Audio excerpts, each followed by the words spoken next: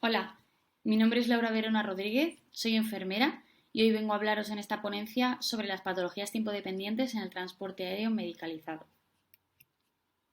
El transporte sanitario en España y en el mundo ha sufrido grandes avances en los últimos años, desde las primeras ambulancias hasta el desarrollo del transporte aéreo medicalizado basado en las unidades de ala fija y a la rotatoria.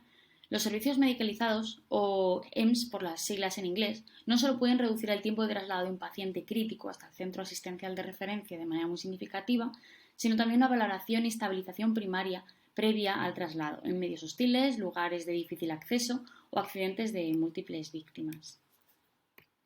El origen del EMS proviene del transporte de heridos graves en la Primera Guerra Mundial, seguido de evacuaciones de la Guerra de Birmania, Filipinas en la Segunda Guerra Mundial, operaciones de rescate en Indochina, Guerra de Corea, pero fue la Guerra de Vietnam donde el aerotransporte redujo significativamente la mortalidad. Posteriormente se fue desarrollando en el resto del mundo.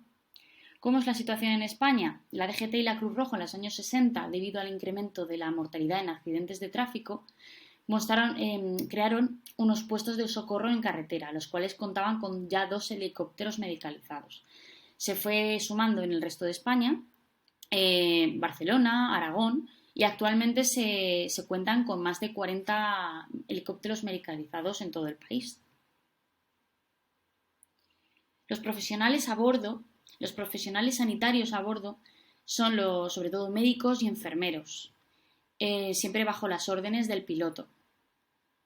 También en algunas comunidades hay técnicos de emergencias sanitarias, depende de las normativas, y muy importante recalcar la importancia de la formación avanzada y específica de estos profesionales basada en la simulación clínica, el briefing y el ACRM. Hablando ya de las patologías tiempo-dependientes, son aquellas que precisan un diagnóstico y tratamiento precoz para poderse ver reducida su mortalidad y secuelas. Por ello son los pacientes críticos los que más comúnmente se van a beneficiar de este tipo de traslado, aunque también son los que más pueden verse afectados por las características del medio aeronáutico. Los cambios de presión atmosférica, temperatura, ruidos, vibraciones pueden ocasionar serios problemas fisiopatológicos secundarios y alterar o empeorar su condición durante el traslado. Hablando del código ICTUS, hace referencia a los protocolos de las diferentes comunidades autónomas destinados a identificar y tratar los ACV.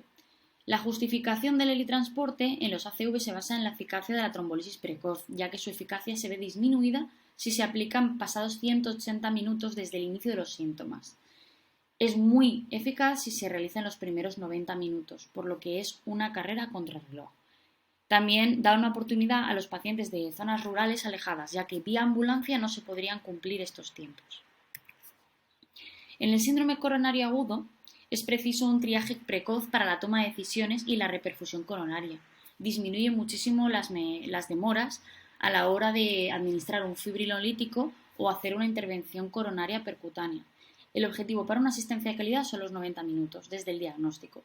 Disminuye tiempos en zonas muy alejadas. Sin embargo, tiene repercusiones psicofisiológicas, como el aumento de la tensión o las disregulaciones de la frecuencia cardíaca. Pueden ser controlables con medicación en este caso. En los incidentes de múltiples víctimas, el código trauma, los traumas graves, ha habido un repunte de accidentes de tráfico, como sabemos, en los últimos años.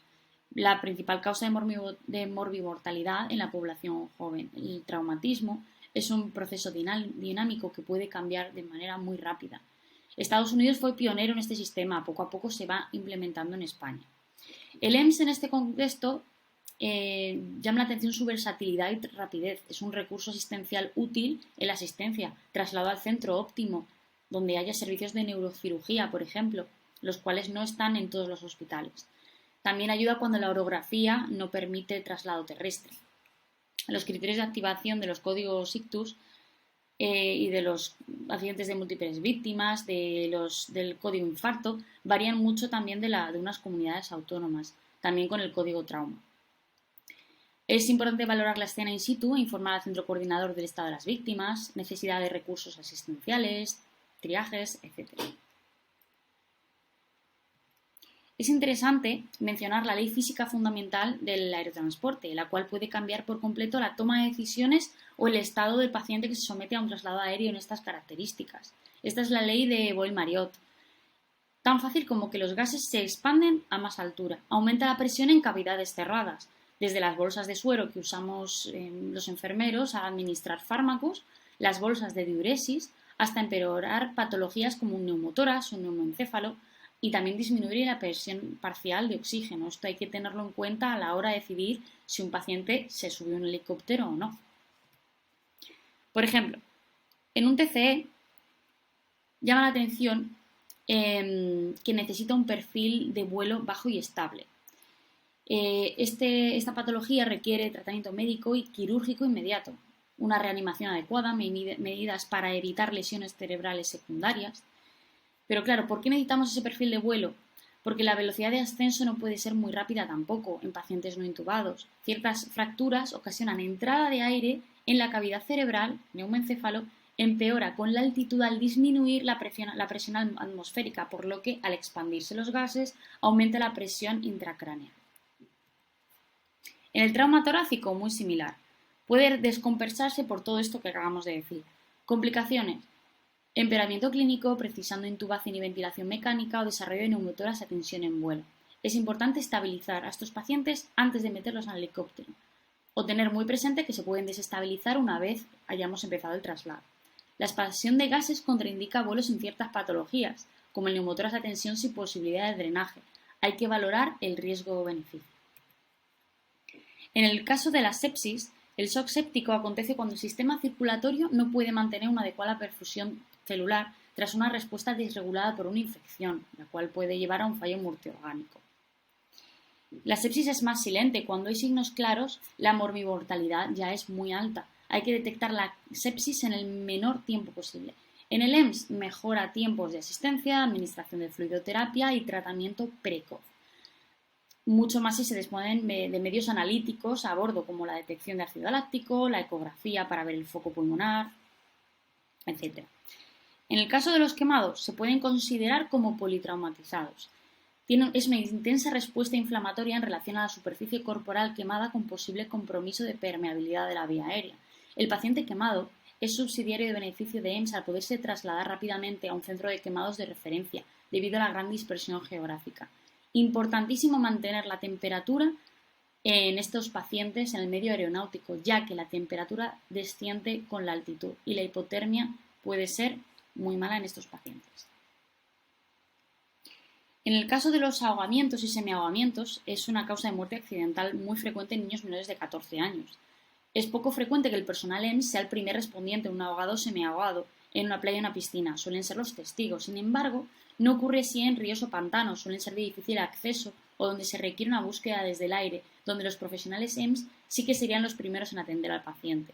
Importante informar al centro coordinador en la situación, colaborar con bomberos, fuerzas de seguridad del Estado, etc.